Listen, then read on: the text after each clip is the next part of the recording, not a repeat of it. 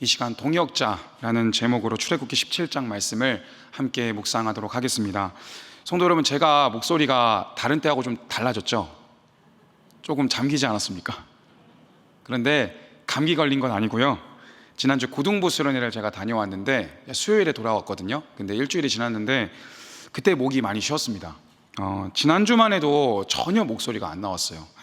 그런데 정말 다행히도 일주일 만에 많이 회복되어서 이 수요 기도의 자리에, 이제 설교의 자리에 설 수 있어서 얼마나 감사한지 모릅니다. 비록 제 목소리가 답답하게 들리실 수 있겠지만 성도 여러분, 넓은 마음으로 이해하면서 들어주실 거죠? 역시 우리 성도님들 감사드립니다. 이 시간 성령 하나님께서 부족한 종의 입술을 주장해 주시기를 기도하면서 이 자리에 올라왔습니다. 이제 말씀의 은혜를 나누도록 하겠습니다. 주 안에서 사랑하는 성도 여러분, 사자성어 가운데 내우외환이라는 사자성어가 있습니다. 내우외환이라는 뜻은요, 내부에서 일어나고 있는 근심뿐만 아니라 더 나아가 이제 외부로부터 받는 근심까지 겹쳐버린 두려운 상황을 말할 때 이 표현을 사용합니다. 수요기도의 자리에 나오신 성도님들 가운데 혹시 이런 상황을 맞이하고 계신 분들이 계신가요? 내부에서 일어난 일로 근심이 쌓이고 외부로부터의 압박으로 앞뒤 좌우가 막힌 성도님들이 혹시 이 자리에 계십니까? 오늘 출애굽기 17장 말씀을 통해 어제까지만 해도 탄식하였던 나의 한숨을 마침내 여호와는 나의 승리요 깃발이라고 고백하게 하신 하나님, 그 주님을 만나게 되는 이 자리가 되기를 소원합니다. 그렇다면 저와 여러분이 오늘 본문 말씀을 통해 기억해야 될 영적 메시지는 무엇일까요? 첫째는 이것입니다. 하나님은 먼저 우리의 한계를 보게 하시고 주님만 의지하게 하십니다. 독일 실전 철학을 창시한 카를 야스퍼스라는 철학자가 있습니다. 그가 이런 유명한 말을 남겼어요. 한번 여기 띄워주시겠습니까? 제가 같이 한번 읽어볼까요? 시작. 과학적으로 입증하는 철학이 아니다. 참된 철학이란 인간이 한계 상황에 직면하여 자기의 유한성을 깨닫고 좌절하고 동시에 그 좌절을 계기로 하여 초월자로부터 걸어오는 언어로서 암호를 해독함으로써 실존이 되는 데 있다. 성도 여러분, 이게 말이 어려울 수 있는데 제가 다시 한번 설명을 드릴게요. 야스퍼스의 이 말을 쉽게 풀이하면 이런 뜻인 것입니다. 이 세상은 다 하나님의 암호로 되어 있다는 것입니다. 그런데 그리스도인이 이제 큰 문제에 직면을 하게 되면 나 자신의 유한성을 깨달음과 동시에 그 일을 허락하신 전능하신 하나님의 숨결과 뜻을 마침내 깨닫게 된다는 것입니다. 즉 그리스도인에게 찾아오는 고난은요, 슬픔과 좌절이 아니라는 거예요. 하나님의 뜻과 암호를 해독하게 해주는 축복의 통로가 된다는 것입니다. 질문 드리겠습니다. 그리스도인에게 찾아오는 어려움은 좌절입니까? 은혜의 과정입니까? 은혜의 과정이죠. 맞습니다. 은혜의 과정인 줄로 믿습니다. 오늘 본문에 들어가기 앞서서 우리는 먼저 이 8절 말씀을 살펴보기 전에 오늘 본문의 첫 번째 절인 1절 말씀, 이전 본문이죠. 17장 1절 2절 말씀을 먼저 읽어야 되는데 우리 함께 읽어보겠습니다. 시작. 이스라엘 자손의 온 회중이 여호와의 명령대로 신광야에서 떠나 그 노정대로 행하여 르비딤의 장막을 쳤으나 백성이 마실 물이 없는지라. 백성이 모세와 다투어 이르되 우리에게 물을 주어 마시게 하라. 모세가 그들에게 이르되 너희가 어찌하여 나와 다투느냐? 너희가 어찌하여 여호와를 시험하느냐? 성도 여러분, 이스라엘 백성들이 하나님의 명령을 따라 신광야를 떠나서 시내 산을 향해 나아갔습니다. 질문 드릴게요. 누가 이스라엘 백성들에게 신광야를 떠나게 했습니까? 누구입니까? 하나님이시잖아요. 그렇죠? 하나님이 명령하셨습니다. 하나님께서 가라 해서 나아간 것입니다. 그런데 어떤 문제가 생겼습니까? 마실 물이 다 떨어진 거예요. 내우외환이라는 사자성어 표현 가운데 첫 번째인 내우의 뜻처럼 나라 안에 내부에서 백성 가운데 걱정거리가 생긴 것이죠. 하나님의 말씀대로 순종했는데 더 풍성해지는 것을 경험하는 것이 아니라 당장 내 눈앞에 먹고 살리를 걱정해야 하는 어려움에 직면하게 된 것입니다. 성도 여러분, 우리도 이런 상황을 마주하게 될 때가 있지 않습니까? 그럼 우리는 이런 상황을 직면하게 될 때, 계속 그 상황이 거듭될 때 어떻게 생각을 하게 되나요? 하나님이 지금 나와 함께 계시는 것이 맞는가? 하나님 뜻대로 살기로 결심했는데 왜 주님은 나에게 고난을 주시는가? 이것이 맞는가라는 여러 괴로움의 상황에 빠질 때가 있다는 거예요. 그렇습니다. 우리가 신앙생활을 하면서 겪는 첫 번째 큰 갈등과 장애물은 무엇입니까? 이것입니다. 왜 내가 하나님의 명령대로 살아가는데 살기는 더 어려워지냐는 것입니다. 그런데 여러분, 여기서 백성들의 문제가 끝나지 않습니다. 더 큰 문제가 찾아오고 있습니다. 우리가 이제 본문 8절을 볼 텐데요, 제가 8절 말씀을 읽어드리겠습니다. 그때에 아말렉이 와서 이스라엘과 르비딤에서 싸우니라. 여러분, 출애굽 이후에 이스라엘의 첫 번째 전쟁이 오늘 본문에서 시작되고 있습니다. 성도 여러분, 아말렉과의 전쟁은요, 아말렉의 선제 공격으로부터 비롯된 거였어요. 이스라엘의 편에서 생각해 보면 정말 기가 막힌 상황인 거예요. 그렇지 않겠습니까? 갑작스러운 일이 닥친 거잖아요. 무방비 상태에서 이제 겨우 갈증을 해소했는데 갑자기 광야 생활 가운데 생존을 위한 방어전을 펼쳐야 했던 것이 이스라엘의 상황이었던 것입니다. 이 전쟁은 르비딤이라는 장소에서 일어났습니다. 여러분, 르비딤은 어떤 장소입니까? 조금 전 이스라엘 백성들이 이곳에 장막을 쳤을 때 물이 없었는데 하나님의 은혜로 반석에서 물이 나오는 기적을 체험한 곳이 바로 르비딤입니다. 백성들은 이제 갈증이 해소되어 살만했어요. 이제 기운을 차렸어요. 이제 움직일만 했습니다. 그런데 그때 더 큰 환란이 찾아오는 것입니다. 아말렉이 이스라엘을 침략해 왔습니다. 여기서요, 신학자들이 아말렉이 왜 이스라엘을 급히 침략해 왔는지에 대해서 어떻게 해석을 했는지를 한번 들어보세요. 이렇게 해석을 합니다. 물을 얻기 어려운 광야에서 반석에서 나온 어마어마한 양의 물이 이스라엘 전역에서 나왔다는 소식을 듣고 아말렉이 이스라엘을 공격해 온 것이다. 이렇게 학자들이 해석을 합니다. 그렇다면 성도 여러분, 이 상황은 어떤 상황입니까? 사자성어인 네오외환 중에 마지막인 외환에 해당되는 것입니다. 외환의 뜻이 무엇입니까? 외군, 적군의 침략으로 예상치 못한 재앙이 일어난 것입니다. 왜 하나님은 우리에게 이런 일을 겪게 하시는 걸까요? 왜 하나님은 우리에게 믿음의 길을 걷는 우리에게 아픔을 주시고 환난을 주시는 것일까요? 그 이유는요, 함께 저를 따라해 주시겠습니까? 먼저 우리의 한계를 보게 하시고 하나님만 의지하도록. 아멘이십니까? 그렇습니다. 하나님이 우리에게 내부의 문제, 외부의 문제를 허용하시는 것은요, 주님의 능력이 부족하여서도 아닙니다. 저와 여러분을 외면하여서도 아닙니다. 하나님은 우리로 하여금 먼저 한계를 직면하게 하심으로써 주님만 의지할 수밖에 없는 상황을 만들어 주시는 거예요. 그리고 마침내 우리의 입술에서 주님은 나의 유일한 구원이십니다, 세상은 나를 돕지 않습니다, 하나님만이 나의 구원이십니다 라는 깊은 깨달음을 주시기 위해 환난을 허락해 주신 줄로 믿습니다. 이 자리 가운데 앞뒤 좌우가 막힌 성도님들이 계십니까? 두려워하지 마시기 바랍니다. 하나님이 우리와 함께 하십니다. 내부와 외부의 문제 가운데 직면한 성도님들의 우리 주님께서 잊지 못할 주님의 역사를 체험케 해주실 줄로 믿습니다. 사진 한번 띄워주시겠어요? 자, 이 사진이 뭘까요? 이 사진은요, 앤트밀 현상이라고 해서 군대 개미들이 모여있는 사진입니다. 혹시 성도님들 가운데 앤트밀 현상이라는 것을 들어보신 성도님들이 계십니까? 앤트밀 현상이라는 것은요, 개미 무리 중에서 시력이 약한 군대 개미류에서만 가끔씩 발생되는 현상을 말한다고 합니다. 수백에서 수천 마리의 개미 무리가 목적지를 찾지 못하고 끝없이 똑같은 원을 그리는 현상을 뭐라고 한다고요? 앤트밀 현상이라고 한다는 거예요. 앤트밀 현상이 일어나는 원인은요, 페로몬을 통한 정보 교류의 오류 때문에 발생을 합니다. 여러분, 개미 있잖아요. 개미가 먹을 것을 발견하지 않습니까? 그럼 누구를 데려옵니까? 많은 동료들을 데리고 오잖아요. 그게 가능한 이유는 페로몬이라는 것을 개미가 분비하기 때문에 그 길을 정확히 찾아서 동료들을 이끌 수가 있는 것입니다. 그런데 선발대 개미가 갑자기 급 방향 전환을 하다 보면 어떤 문제가 발생되냐면, 뒤따르던 시력이 나쁜 중간 무리의 개미와 후발대 개미가 길을 잘못 인식해서 앞장서서 가야 했던 길을 놓쳐버리는 거예요. 시력이 멀쩡한 일반 개미들의 경우에는 이거 잘못된 길인데 하면서 다시 길을 찾을 수가 있는데, 시력이 약한 개미들은 문제가 발생한다고 합니다. 이 개미 무리는 뭐가 잘못되어지는지 모른 채 계속 이제 길을 찾지 못하고 원형으로 돌다가 제일 뒤에 있던 개미가 앞에 있던 개미라는 걸로 착각을 해버리는 거예요. 그래서 계속 그 뒤에 있는 개미를 계속 따라가다가 과로사나 아사할 때까지 끊임없이 쫓아가다가 죽음을 맞이하게 된다고 합니다.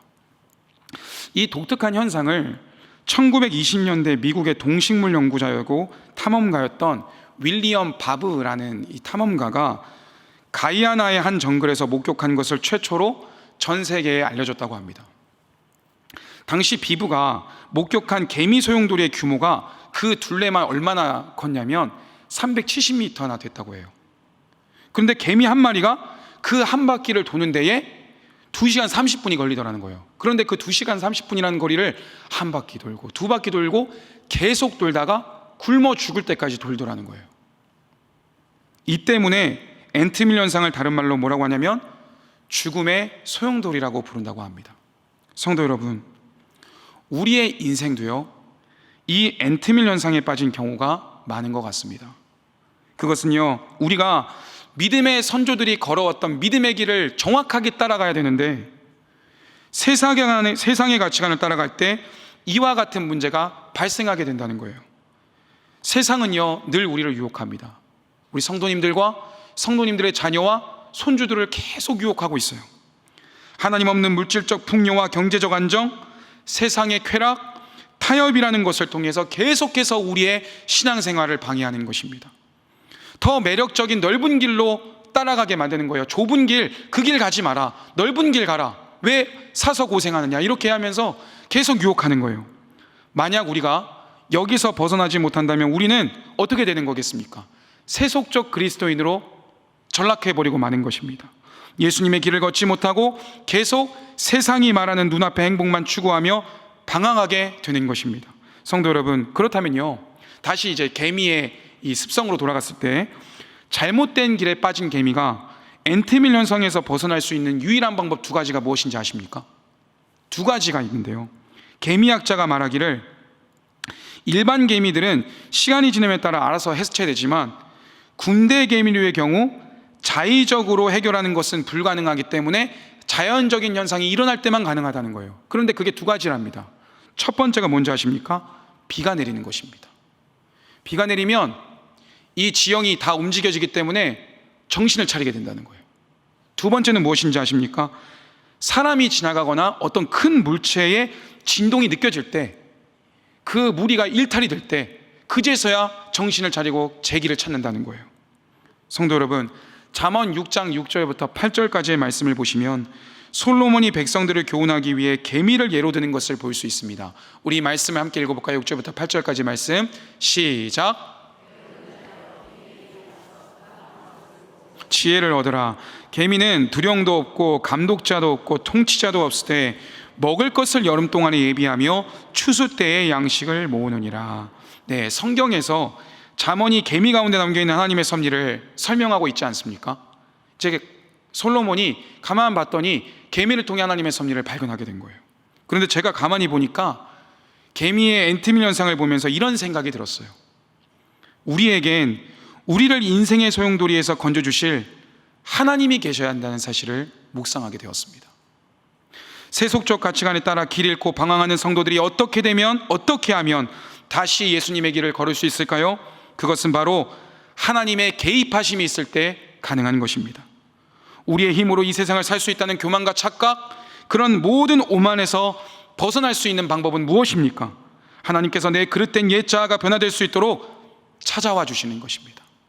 나의 굳은 마음을 부드럽게 해주시는 것입니다. 나의 자녀와 나의 손주들의 닫혀진 마음을 하나님께서 열어주실 때 가능한 것입니다. 그래서 오늘 본문에 이스라엘 백성들이 아직까지도 애굽을 그리워하고 과거의 삶에 얽매여 있죠. 하나님께서는 그들로 하여금 먼저 인간적인 한계에 직면하게 하시는 것입니다. 그것을 허용하시는 거예요.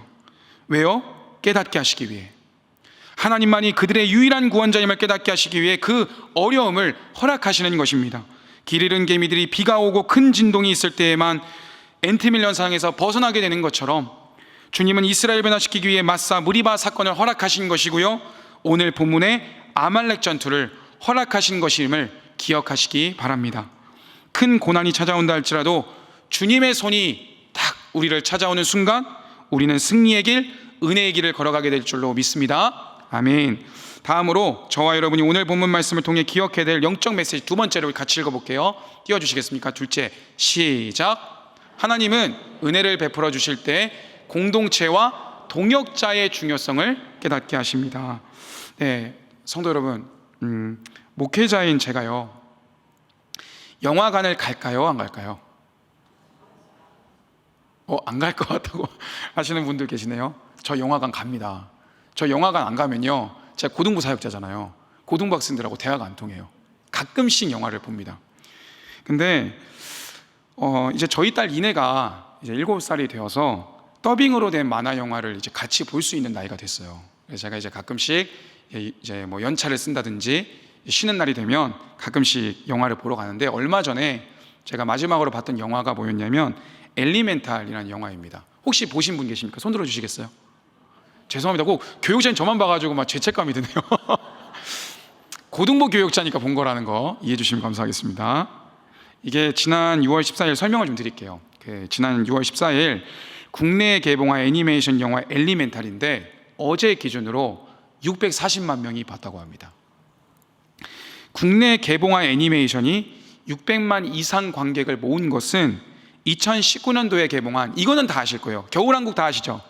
겨울왕국 2 이후로 4년 만에 많이 본 만화 영화라고 합니다.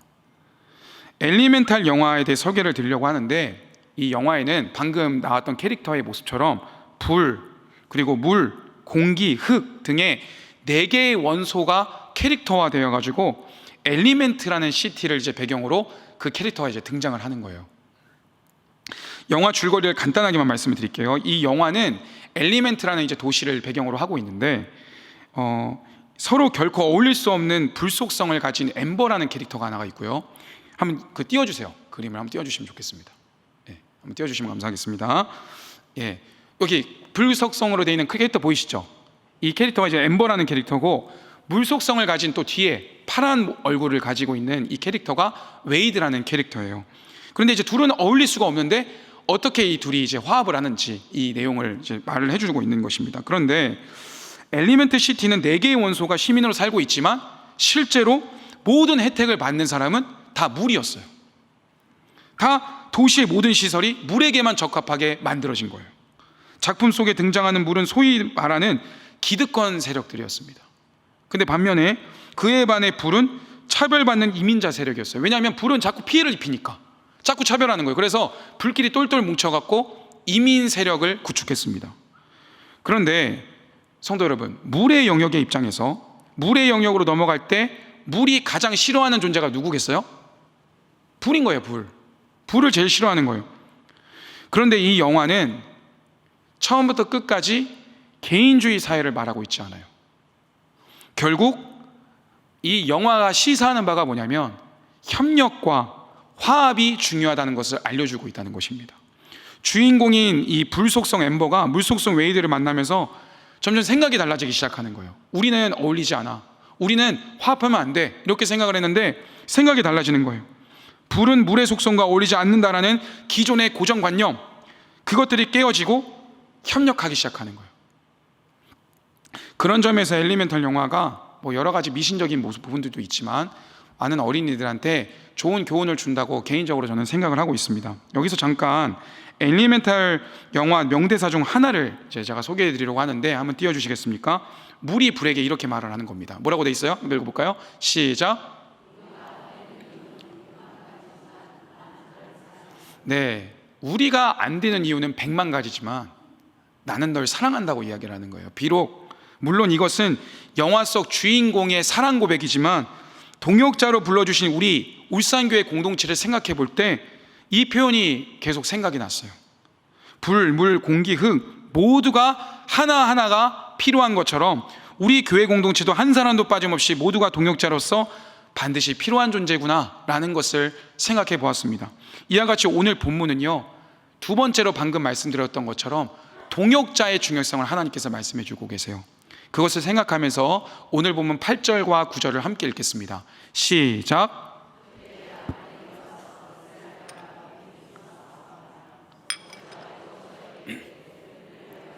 사람들을 택하여 나가서 아말렉과 싸우라. 내일 내가 하나님의 지팡이를 손에 잡고 산 꼭대기에 서리라. 성도 여러분, 모세가 여호수아에게 말합니다. 너는 내일 사람들을 데리고 나가서 전투 현장에 나가라 라고 말을 합니다. 여호수아가 성경에서 최초로 등장한 장면이 바로 오늘 본문이에요. 검색을 해보셔도 여호수아는 오늘 본문에 처음 등장합니다. 여호수아는 지금까지 이름이 알려져 있지 않았습니다. 오늘 본문이 아말렉과의 전쟁을 통해서 비로소 두각을 드러내게 된 거예요. 여기서 우리는 여호수아가 얼마나 막중한 임무를 수행하게 되었는지를 알 필요가 있습니다. 당시 이스라엘 한번 생각해 보세요. 출애굽 이후에 전투를 해본 적이 없는 무경험자들이지 않습니까? 거기다가 백성들이 전쟁 준비가 전혀 안 된 상태에서 여호수아는 모세의 명령을 수행해야 했던 거예요. 그는 세 가지 사명을 감당해야 했습니다. 첫 번째는 뭐냐면 백성들 중에 장정들을 선별해야 했습니다. 여기 나와 있는 대로 두 번째는 뭐예요? 급히 군대를 양성해야 됐어요. 촉박한 시간 속에서. 마지막 세 번째는 그 경험 없는 무경험자 군대들을 갑자기 세워놓고는 데리고 나서 협력하여 싸워야 했던 것입니다. 그럼 모세는 어떤 일을 감당했습니까? 10절부터 12절까지 제가 읽겠습니다.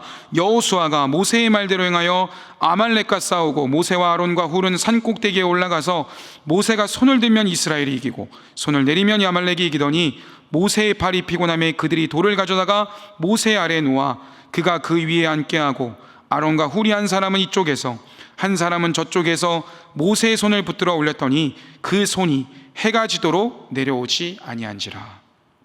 성도 여러분, 실전 싸움은 누가 하고 있습니까? 여호수아가 감당하고 있습니다.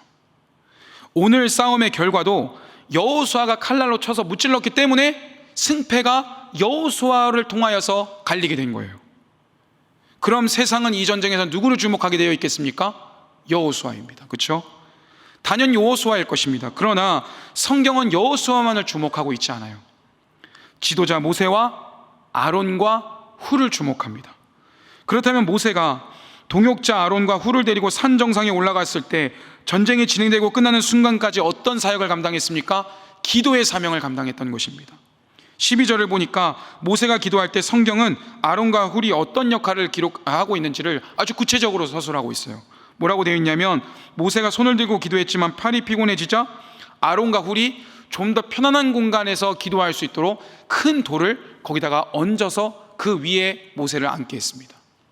그것만이 아닙니다. 모세가 돌 위에 앉아 기도할 때 아론과 훌이 좌우편에서 모세의 손을 함께 들어줌으로써 해가 지도록 모세가 전쟁이 끝날까지 기도할 때 협력하게 했던 것입니다.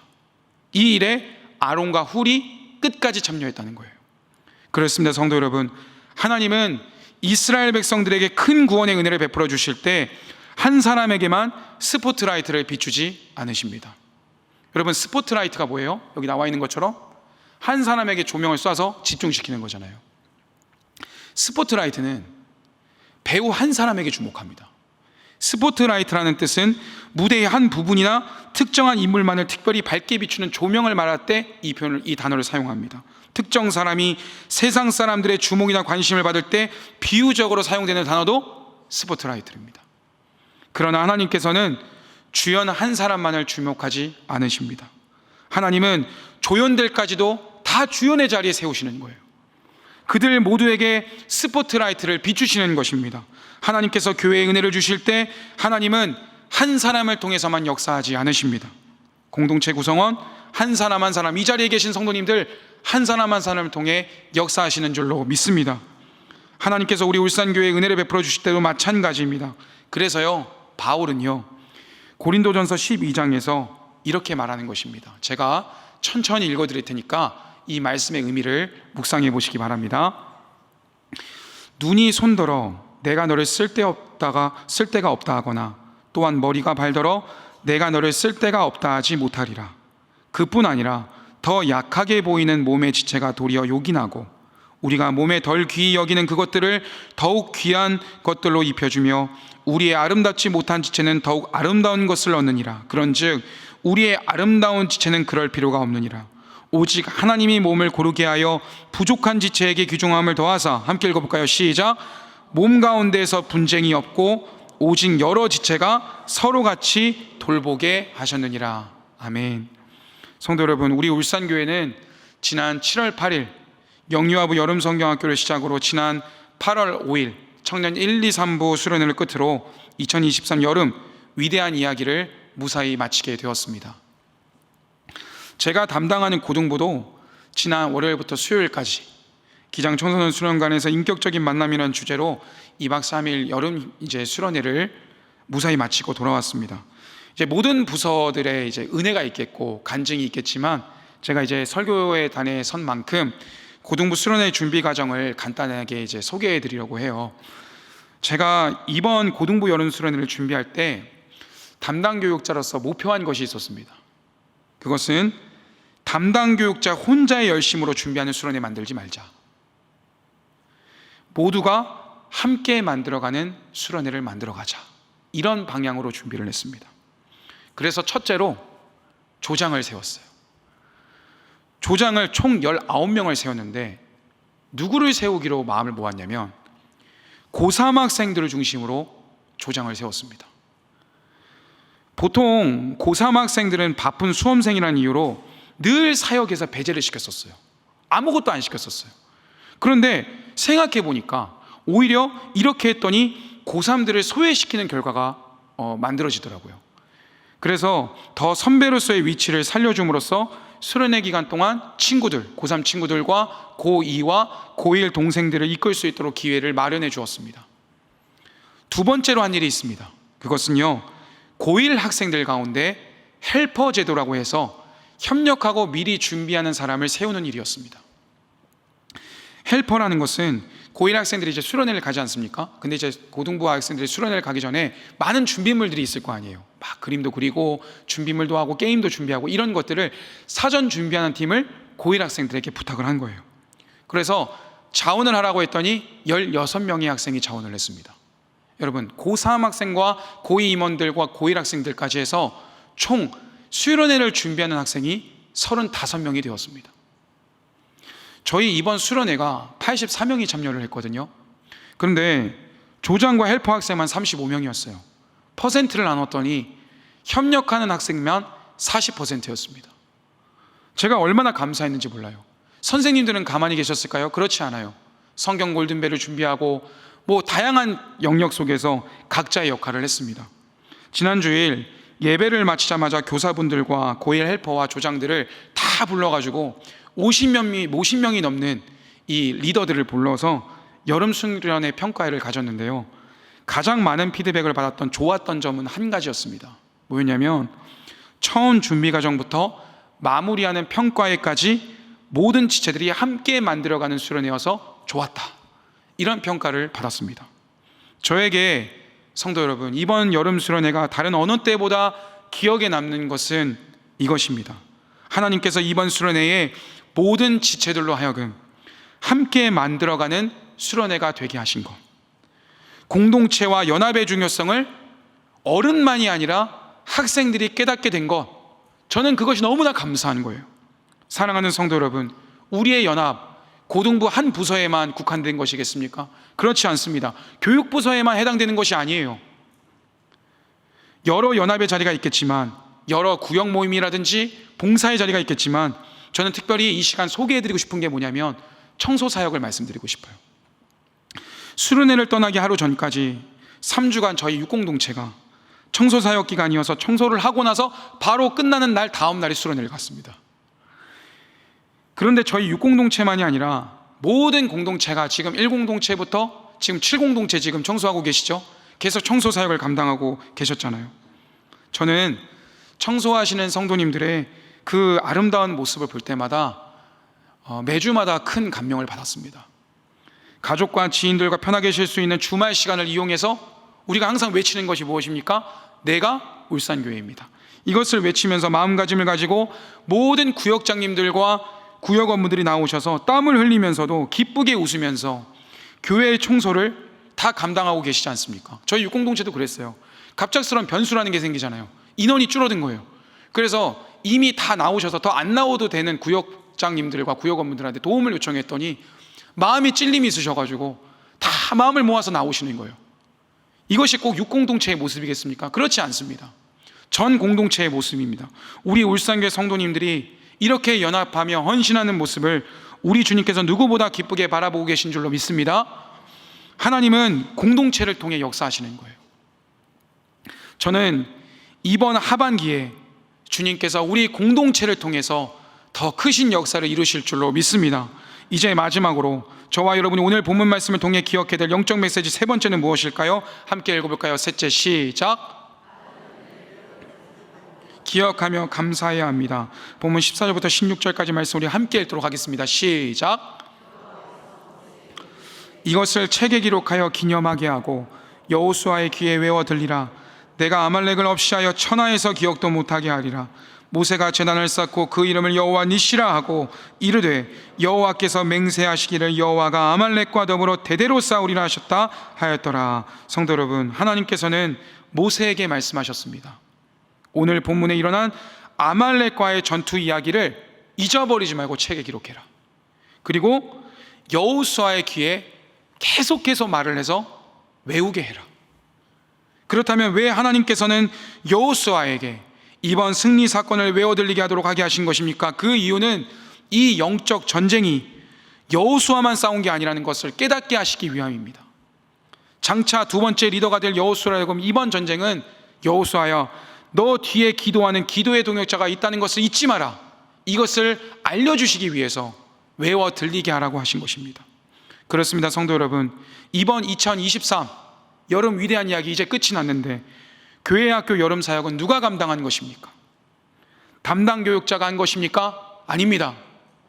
교사들만 한 것입니까? 아닙니다. 비록 수련회 현장을 보시지 못하였더라도 다음 세대를 위해 간절히 기도하고 매주 금요 기도회 뿐만 아니라 수요 기도회, 새벽 기도의 자리를 지키면서 눈물을 흘리며 이 자리를 지키신 모든 성도님들이 위대한 이야기의 주인공인 줄로 믿습니다. 하나님께서 말씀하시는 거예요. 모세야, 내가 행한 이번 역사를 기억해 두거라. 기록해라. 그리고 여호수아에게 알려주고 이 일을 계속해서 기억하게 해라. 그러자 모세는 하나님의 말씀에 따라 제단을 쌓고 그 이름을 뭐라고 부릅니까? 여호와 니시라고 고백하는 것입니다. 여러분, 니시라는 영어의 뜻은요, 깃발, 징표, 군대의 깃발, 승리의 깃발, 신호를 의미하는 것입니다. 이 제단은 여호와에 대한 감사의 표시였습니다. 아말렉과의 싸움을 평생 잊지 않고 기억하기 위해 쌓아 올린 기념돌이었던 것입니다. 이 제단의 역할은 승리의 주님을 계속해서 기억하게 하는 역할이었습니다. 이 제단을 통해 아말렉과의 싸움에서 승리케 하신 하나님께서 이제 추후 광야 생활뿐만 아니라 가나안에서의 삶 가운데서도 그분의 백성들에게 임재하셔서 승리를 주실 분임을 백성들이 그 책을 보면서 계속 기억하게 된다는 것입니다. 성도 여러분, 우리들은요, 행사를 앞두고 기도하는 일에는 열심을 두지만 정작 그 행사를 마친 후에는 하나님께 합당한 영광을 올려드리는 일에 소홀할 때가 많은 것 같습니다. 그렇잖아요? 우리가 준비 기도회는 많이 하잖아요. 근데 이 일이 무사히 마치고 났을 때에 기도회를 하는 경우는 많이 없습니다. 그래서 온 세대 금요 기도회를 기획하는 것이고 이 시간에도 우리가 감사를 고백하고자 하는 것입니다. 우리가 매일 하나님이 행하신 일을 일기장에 적듯이 적어놓지는 못하더라도 주님께서 베풀어 주신 은혜를 기억하고 또 기억하여 우리의 자녀들에게, 우리의 손주들에게 알려줄 수 있는 모든 성도님들의 얘기를 축복합니다. 이제 말씀을 맺도록 하겠습니다. 오늘 우리는 출애굽기 17장 말씀을 통해 하나님께서 주시는 영적인 메시지 세 가지를 살펴보았습니다. 첫째는 무엇입니까? 하나님이 우리에게 고난을 허락하시는 것은 우리의 한계를 보게 하시고 마침내 주님밖에 없다는 것을 알게 하시기 위해 어려움을 허락하신다라는 것을 말씀드렸습니다. 둘째는 무엇입니까? 하나님은 은혜를 베푸실 때, 교회에 역사하실 때 공동체와 동역자의 중요성을 깨닫게 하신다는 것입니다. 나 한 사람이 아니라 우리 모두가 중요한 것입니다. 마지막 셋째는 무엇입니까? 받은 은혜를 잃어버리지 말고 지금 우리 교회 가운데 베풀어 주신 하나님의 은혜를 늘 감사하면서 외워 들리는 것입니다. 저와 여러분 모두가 오늘의 말씀을 기억하여서 어떤 고난과 어려움 속에서도 공동체를 통해 일하시는 하나님, 결국 승리의 은혜를 허락해 주신 주님만을 바라보게 되길 소망합니다. 하나님은 우리에게 구역을 허락하셨습니다. 봉사의 자리를 허락하셨습니다. 동역자를 붙여주셨습니다. 옆에 우리의 지체들을 허락하셨습니다. 우리 모두를 여호와 니시, 역사의 현장의 증거자가 되게 하신 하나님, 우리 울산교회 공동체로 하여금 하나님께서 우리를 역사의 주인공, 복음의 증거자로 세워주실 줄로 믿습니다.